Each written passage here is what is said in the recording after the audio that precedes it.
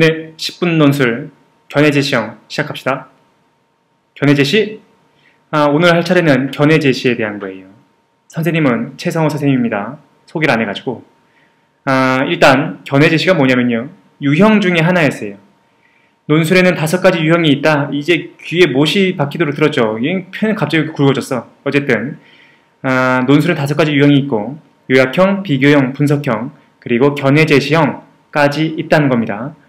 지난 시간까지 우리 분석형 했어요. 기억납니까? 지난 시간에 도표 분석에 대해서, 요령에 대해서 알아봤는데 오늘도 견해제시형 아주 간단하게 요령 중심으로 한번 알아보도록 합시다.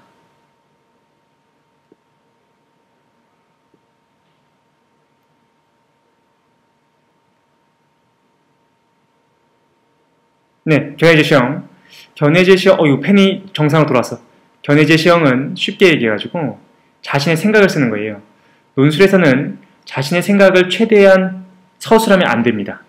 그런데 견해제시형에서는 기본적으로 자신의 생각을 쓸 수가 있어요. 하지만 여기서 자신의 생각을 쓰라고 해가지고 학생들이 이렇게 쓴 사람들이 있습니다. 그래서 나는 A가 어떠어떠하다고 나는 그렇게 생각한다. 야, 이건 안 됩니다. 알겠죠? 이건 안 돼요. 이거 왜 안 되냐면은 자신의 생각을 쓰라고 해도 사실은 학생 개개인의 생각을 물어보는 것이 아니라 보편적이고 합리적으로 생각할 수 있는 사람이라면 어떠한 생각을 하겠는가를 묻는 거예요. 그래서 나는 이라는 것도 필요 없고요. 생각한다 라는 어휘도 사용하지 않습니다. 그럼 어떻게 쓰면 될까요? 이렇게 쓰면 돼요. A가 B라는 것을 토대로 할 때 C가 가장 타당하다, 이렇게 쓰는 것만으로도, 아니면 합리적이다, 이렇게 쓰는 것만으로도 나 혹은 생각한다라는 용어를 쓰지 않고서도 자신의 생각을 표현하게 된 겁니다. 이해할 수 있겠죠? 나는 생각한다, 이거 쓰지 마라 라는 거죠. 일단 견해제시형은 자신의 생각을 서술하는데 구체적으로 이런 것도 포함됩니다. 비판하거나 평가하거나 해결 방안을 제시하는 것 등 이 모든 것들이 사실은 자신의 생각을 표현하는 견해제시 안에 들어갈 수 있어요. 이해할 수 있겠죠? 일단 견해제시형에 대해서 간단하게 알아봤으니까 실제로 한번 견해제시형 문제들을 요령 중심으로 한번 보겠습니다. 견해제시형, 학생들 견해제시하라고 하면은 문제점 하나밖에 없어요. 뭐가 문제냐? 쓸말이 없다는 거죠. 원고지는 방대한데 쓸말이 없다. 이 견해제시형의 학생들 공통된 문제예요. 그죠? 공통된 문제예요. 진짜 고통스러워 보이는데. 요령이 있습니다. 왜 요령이 없겠나? 사실 요령이라기보다는 사실 정석이긴 한데요. 범주를 만들어야 합니다. 범주요. 범주는 뭐 카테고리라고도 할 수 있는데, 이거 글자가 엉망이야. 카테고리죠. 쉽게 생각하면 이런 것들이 범주가 돼요. 예를 들어볼까요? 개인과 사회, 혹은 개인과 집단, 이것이 범주가 되는 거죠. 카테고리, 그죠?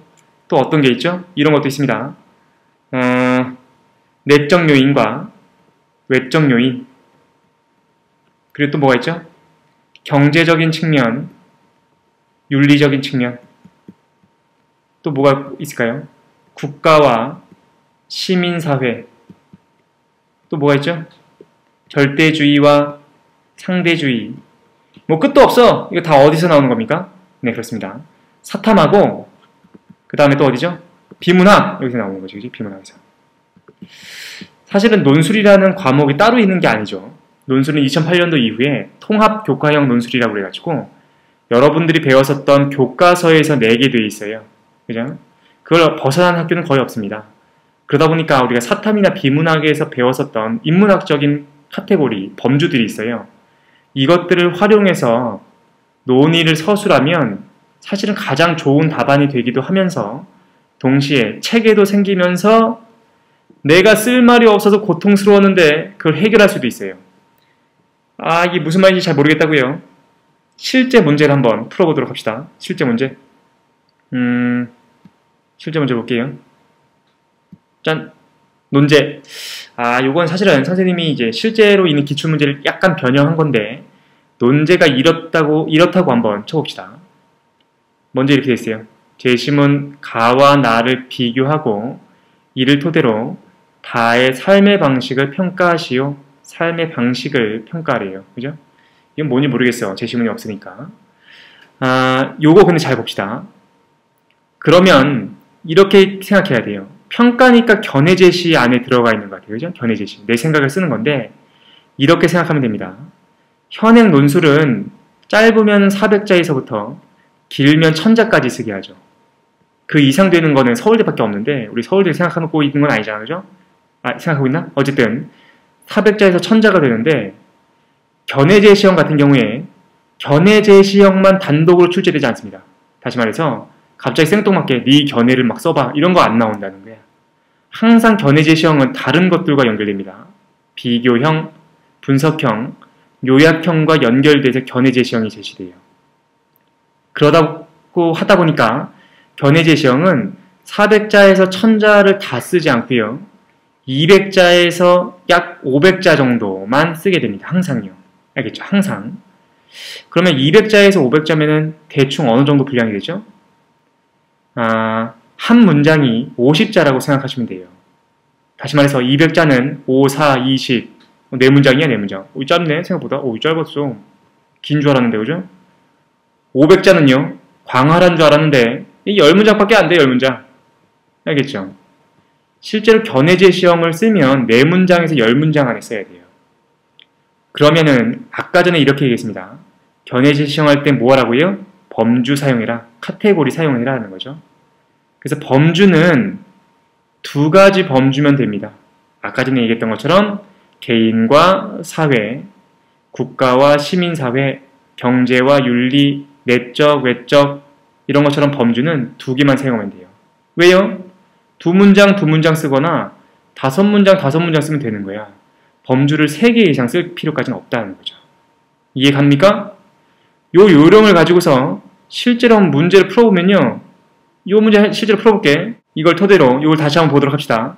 제시문 가와 나를 비교하는 게 하나 있고요. 펜이 다시 굵어졌어. 이를 토대로 다의 삶의 방식을 평가하는 것. 이게 2번째가 되는 거예요. 그죠? 그러면 실제로 한번 문제를 한번 풀어보도록 합시다. 원고지라고 하면요. 원고지. 펜이 굵어졌네요. 굵어졌어. 이게 예를 들어서 800자 안에 푸는 거라고 해봅시다. 그럼 어떻게 풀어야 돼요? 문제 반띵하면 되죠. 질문 자체가 2개니까 1번 쓰고요. 2번 쓰시면 됩니다. 가와 나를 비교하라고 했으니까 비교는 배웠어요. 공통점 쓰고 차이점 쓸 때 기준점을 가지고서 가와 나를 그 차이가 무엇인지 드러나도록 서술해주면 된다는 거였죠. 그리고 뭡니까? 다의 삶의 방식을 평가하는 거야. 그죠? 그러면 재심은 다가 어떻게 돼야 돼? 뭔지 분석해야 돼요. 재심은 다가 뭐다. 간단하게 분석하고 나서 이거에 대한 평가를 해야 되겠죠. 됐습니까? 그럼 실제로 어떻게 될까요? 요거 400자 썼다. 인 거죠. 400자. 그죠? 분석하는데 100자 쓰는 거야. 평가하는데 300자 쓰면 되는 거죠. 그렇죠. 근데 아까 전에 뭐라고 했죠? 평가할 때 자신의 견해를 쓸 때는 범주로 나누면 된다고 했죠. 뭐 개인적인 측면이나 아니면 집단적인 측면 아니면은 또 뭐가 있을까요? 의식적인 측면, 뭐 제도적인 측면 이런 식으로 나눠서 서술하시면 될 것 같습니다. 그럼 150자 쓰면 딱 알맞게 쓸 수 있는 문제가 되는 거예요. 이해 가능하십니까? 견해제 시험 문제는 어려운 문제가 아니다라는 거죠. 학생들이 쓸 말이 없어 하지만 실제로 어떻게 쓰면 된다고요? 네, 그렇습니다. 요거였죠. 요령! 범주를 만들어라. 범주 만들어서 풀면 쉽게 풀 수 있을 겁니다. 일단 견해제 시험 문제는 여기까지 하는 걸로 하죠. 다음 시간에 수리형 문제 어떻게 풀 것인가 같이 알아보겠습니다. 고생했습니다.